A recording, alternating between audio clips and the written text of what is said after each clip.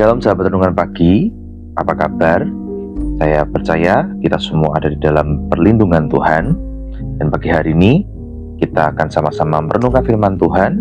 Dan nanti di akhir perenungan kita akan sama-sama berdoa untuk beberapa pokok doa yang ada. Dan saat ini kita mau sama-sama terlebih dahulu untuk berdoa.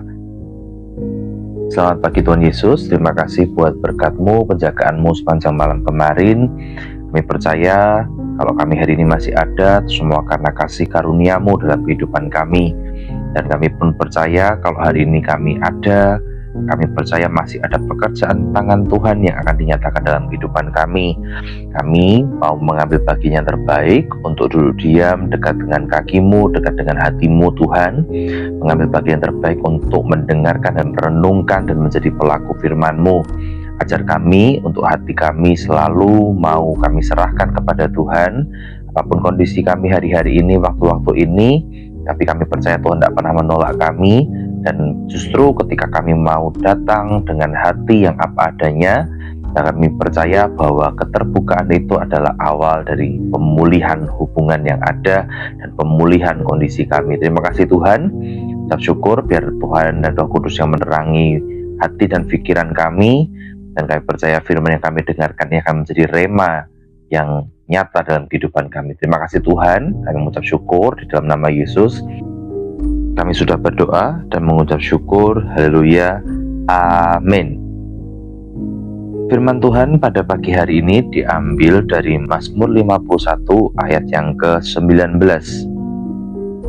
Korban sembelihan kepada Allah ialah jiwa yang hancur.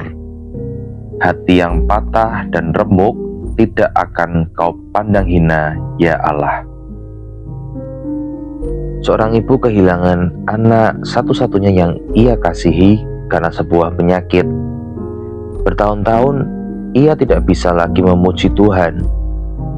Setiap kali ibu ini mendengar lagu penyembahan, air matanya jatuh karena rasa sakit yang masih begitu dalam. Suatu hari di gereja di tempat ibu ini beribadah, ada sebuah lagu yang dinyanyikan yang berbicara tentang menyerahkan semua kekhawatiran dan ketakutan dalam hidup. Awalnya ibu ini merasa bahwa Tuhan, aku tidak kuat untuk bernyanyi.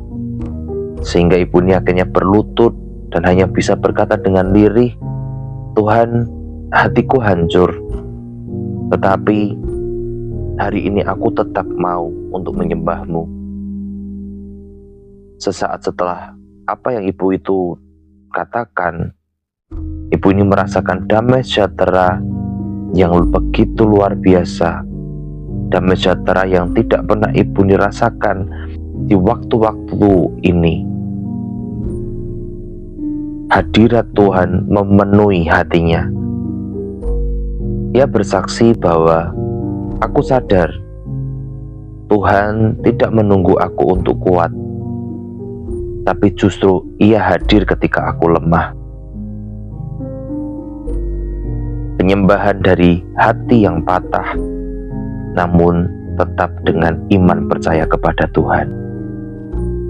Kadang kita berpikir Tuhan hanya berkenan atas penyembahan yang penuh dengan sukacita, penuh dengan musik yang megah dan suara indah.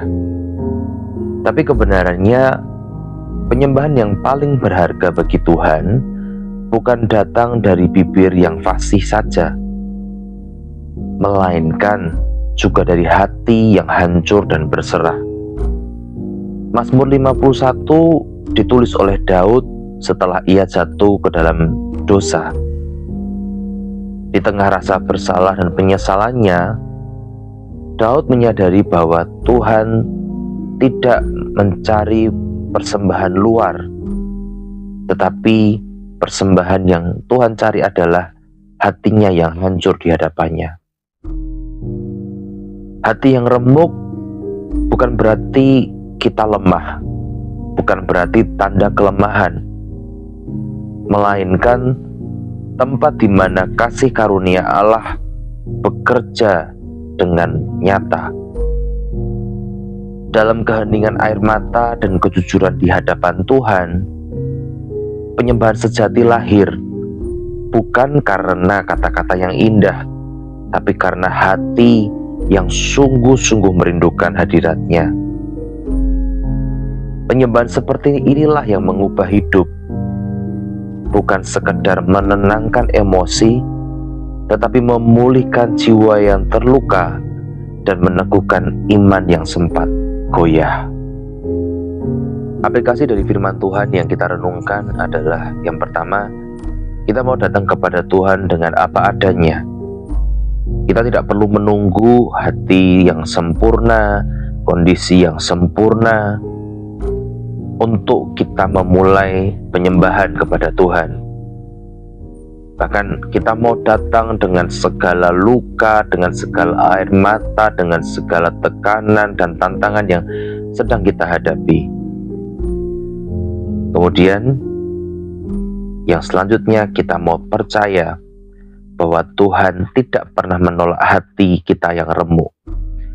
Justru di sanalah Tuhan akan membangun sesuatu yang baru untuk hidup kita, kekuatan dan pengharapan yang lebih teguh kepada Tuhan. Tuhan tidak pernah menolak penyembahan kita, apapun kondisi kita, Tuhan berkenan. Bahkan dikala hati kita hancur, kata-kata minimal yang bisa kita ucapkan, Tuhan tetap akan hadir di dalam setiap pujian penyembahan kita. Amin. Demikian firman Tuhan pada pagi hari ini.